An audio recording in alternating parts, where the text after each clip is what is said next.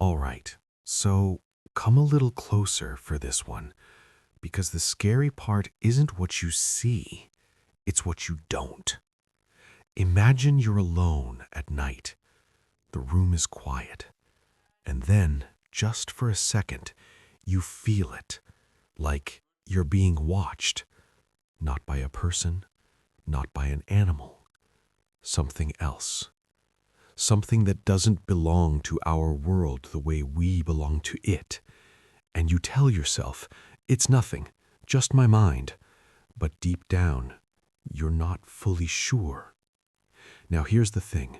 The idea of the Jinn isn't just some random folk tale from one place. You find versions of it in cultures all over the world. Villages blame them for sickness and misfortune. Cities laugh and call it fiction. But the concept itself goes way, way back to the earliest records of humanity.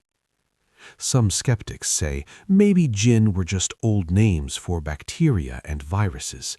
Others say no, it just meant evil people. But in Islamic sources, Qur'an and Hadith, the jinn are described as something very specific, a real creation, living, eating, choosing, believing or disbelieving. And today, I'm going to summarize the core of this topic in a few parts. But first, what is a jinn? The Arabic word jinn comes from a root meaning hidden or invisible, the same root used for things concealed from our sight. And the Qur'an tells us their origin clearly. Jinn were created from fire, described as a smokeless, scorching flame, while humans were created from earth and angels from light. So the reason you can't see them isn't because they don't exist.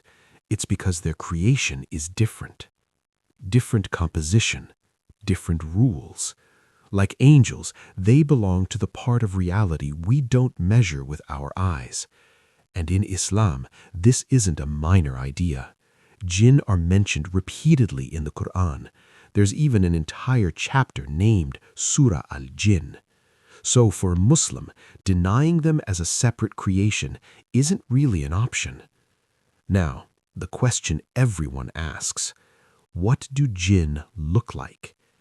And the honest answer is, not one single way. Think of animals. How do you define what an animal looks like?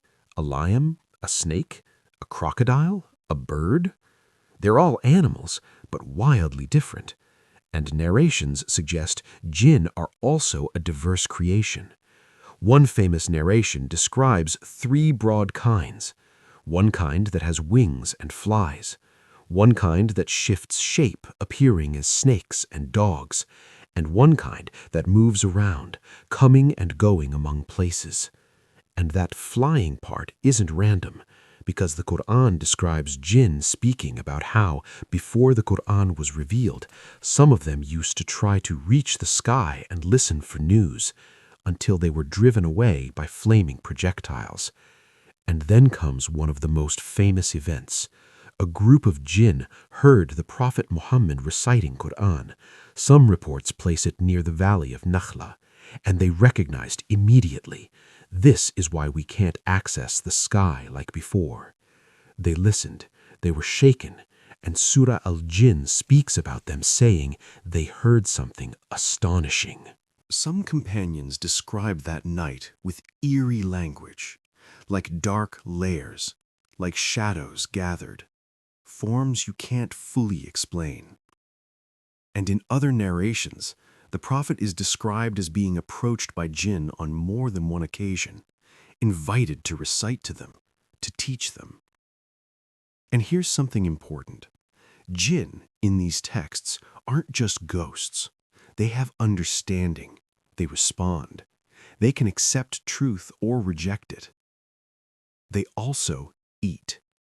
There are narrations where jinn ask about their food, and the Prophet explains that bones from animals slaughtered in the name of Allah become provision for them, and certain waste becomes provision for their animals. One of the reasons cleanliness rules mention not using those things. So, That's Jinn. Now we step into something darker. Because not every Jinn is a demon. Islamic texts distinguish between Jinn as a creation and Shaytan as a description of rebellion and evil. And the Qur'an even speaks about devils from both humans and Jinn, meaning Shaytan isn't always a species, it's a role, an enemy, an instigator, something that drags others away from guidance.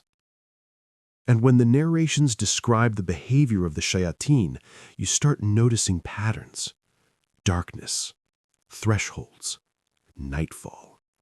There are narrations advising people to bring children inside at night, to close doors and cover containers when mentioning Allah, because that's the time the devils spread. There are narrations linking certain animal reactions at night, like donkeys braying, to perceiving something unseen. And there are also strange descriptions of forms. In one report, something was described like an animal covered in thorns, porcupine-like, frightening, intrusive, chased away. But the most repeated form connected to demonic presence in narrations is the black dog, specifically described in a way that made companions ask, "Why black?" And the response linked that specific type to Shaytan. Then there's another category, the ones you don't see at all.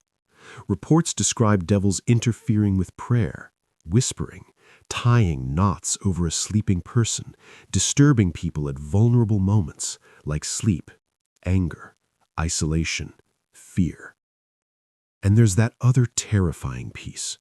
The Quran describes the sky guarded and devils trying to steal information, snatching something and rushing away until they're struck by burning flames. Some scholars connect this to meteor-like phenomena, and narrations explain that devils may deliver a stolen fragment of information to fortune tellers, then bury it under a mountain of lies. Now, here's where history gets even more unsettling. Because when you look outside the Islamic world, Mesopotamia, ancient Egypt, old Persian religion, later folklore, you find the same idea repeating again and again. Unseen entities blamed for illness, plague, madness, death, misguidance. Different names, different images, but the same shadow behind the curtain. In ancient Persian Zoroastrian tradition, you find the word deva, a class of demonic beings, and in Indo-Pak culture, that word echoes into deo. Across Africa and India, you find entire categories of beings described as powerful, violent, deceptive. So the question becomes, is the human fear of the unseen evil just imagination, or is it memory? Now, I'm going to stop here, because the next part is where it gets truly heavy. Because there is one Jinn mentioned in Islamic tradition whose story towers above all the rest. Ancient, arrogant, relentlessly disbelieving, whispering into humanity from the first days. And after that, there's the last segment, the one that hits close. Because there are narrations about a companion that never leaves you, a presence assigned to every human life, staying close, whispering, pushing, tempting, from childhood to death.